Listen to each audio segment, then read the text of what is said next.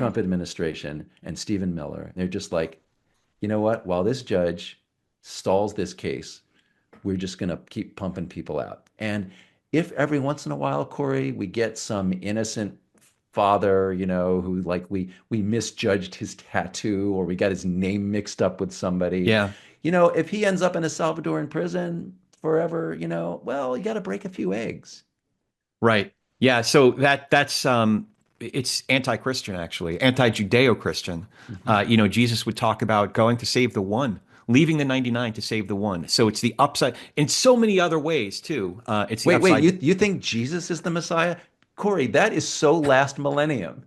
There's a new Messiah. Like he almost died in Butler for our sins. Oh man, I this was part of my conversation yesterday with the pastor. Is I was looking at Micah 4, the first part of that. This is a whole other conversation. I don't know if we have time to get into it, but it was basically, it's the plowshares beating our swords into plowshares section of Micah, and how there will be peace.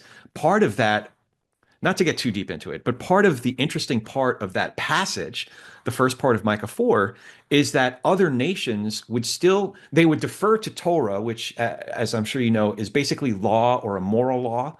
Um, and yet they would still be able to worship their own gods. We're able to live peacefully among each other because we're all submitting to at least some basic tenets of a moral authority. So that's what I was taking from Micah 4. My Mhm. pastor was more concerned about, transgender athletes.